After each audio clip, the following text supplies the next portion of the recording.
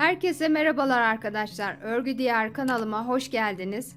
Bugün sizlere bu güzel renklerle çok güzel bir tığ işi model anlatımı yapacağım. Kullandığım ipler şöyle bebe yünü kullanacağım. Farklı iplerle de yapabilirsiniz modelimi.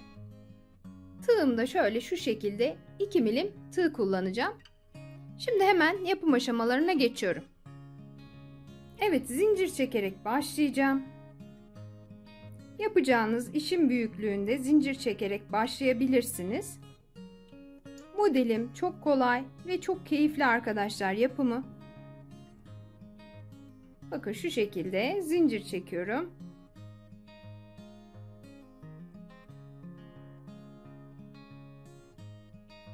Evet, ben kısa bir anlatım yapacağım kamera önünde. Videonun sonunda sizlerle modelin ilerlemiş halini paylaşacağım. Benim için bu kadar yeterli arkadaşlar. Şimdi burada bakın şöyle hemen ikinci zincirimin içinden tığımı geçirdim. Bir tane sık iğne yaptım bu şekilde. Hemen bir yanındaki zincire 2 3 4 her zincirime sık iğne yapıyorum bu sırada arkadaşlar.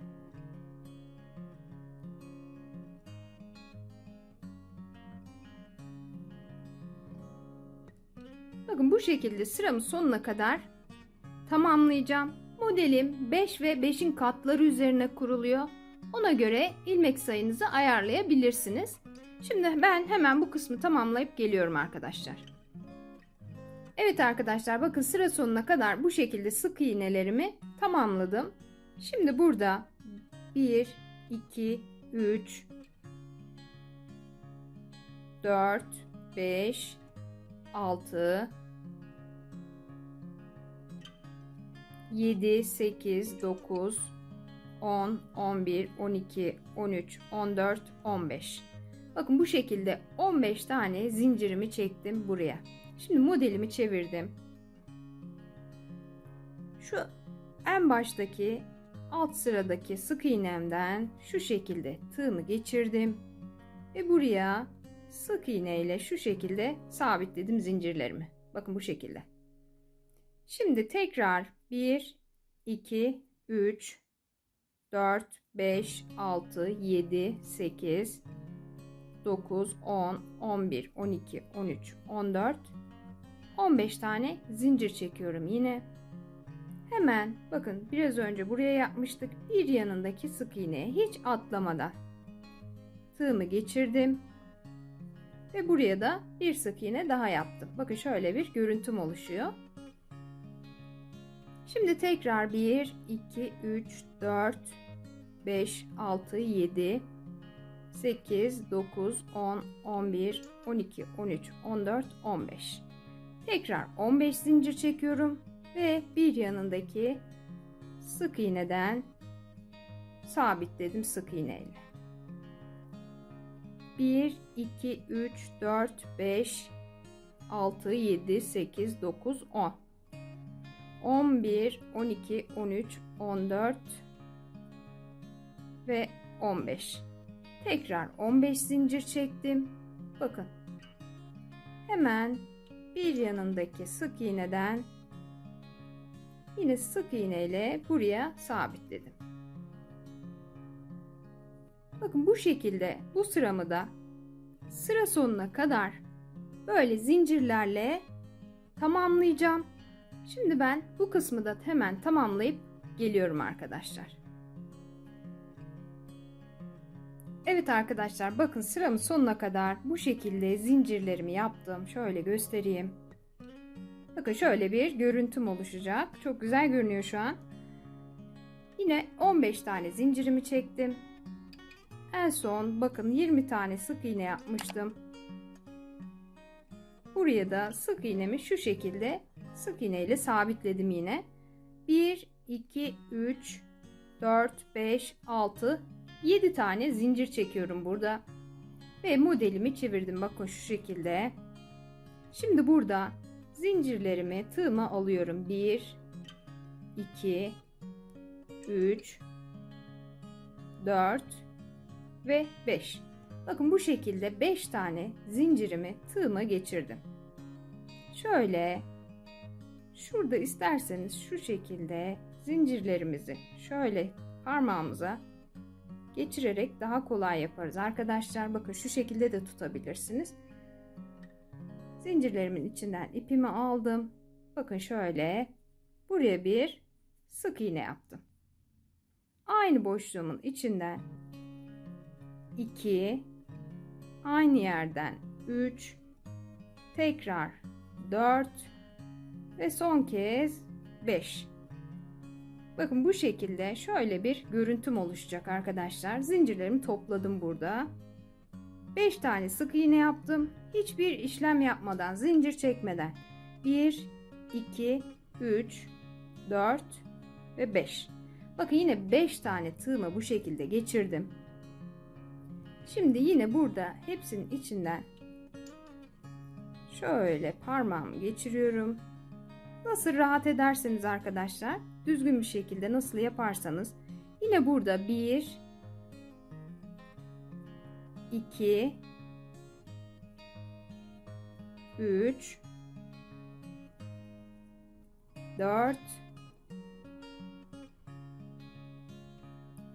ve 5. Bakın yine burada şöyle 5 tane sık iğnemi yaptım ve 5 zincirimi bu şekilde bükerek şekil veriyorum. Hiç zincir çekmeden 1, 2, 3, 4, 5. Yine 5 tane zincirimi taktım.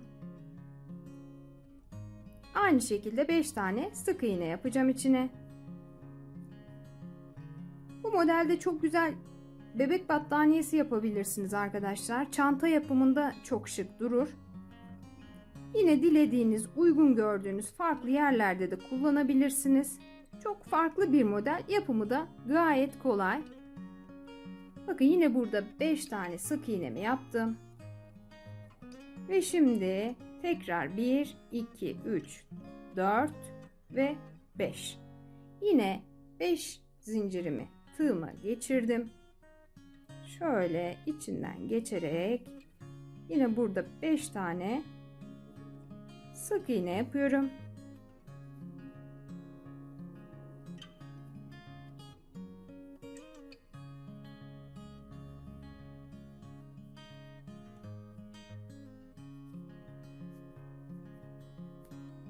Bakın arkadaşlar şöyle bir görüntüm oluşacak.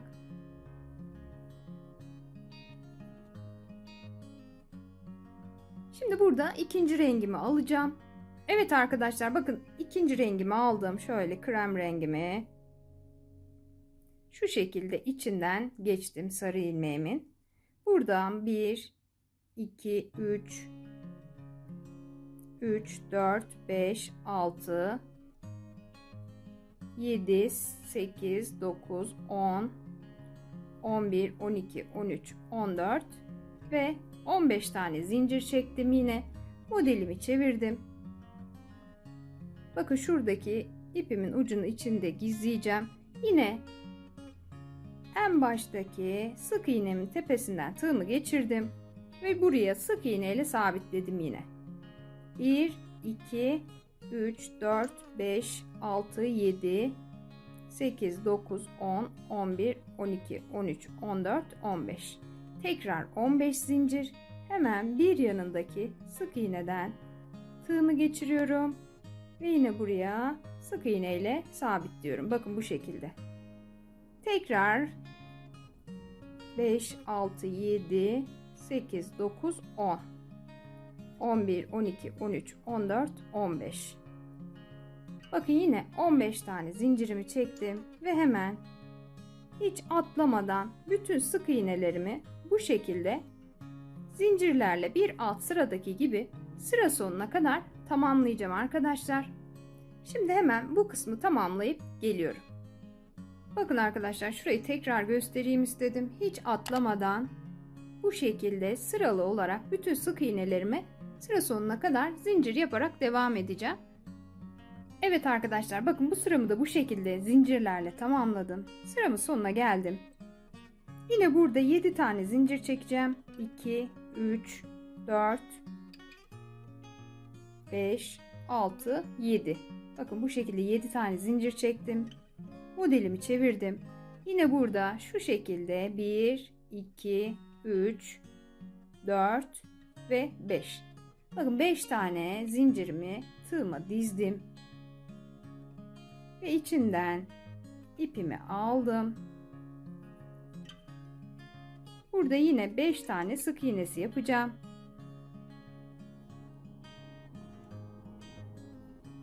2, 3,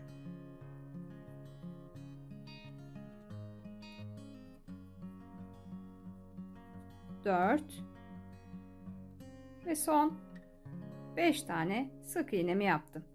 Şimdi tekrar hiçbir şey yapmadan 2, 3, 4 ve 5. Yine 5 tane zincirimi tığıma aldım. Bakın hepsinin içinden şu şekilde ipimi geçirdim. Şu şekilde parmağımla düzeltiyorum arkadaşlar. Şöyle tutuyorum. 2, 3, 4 ve 5.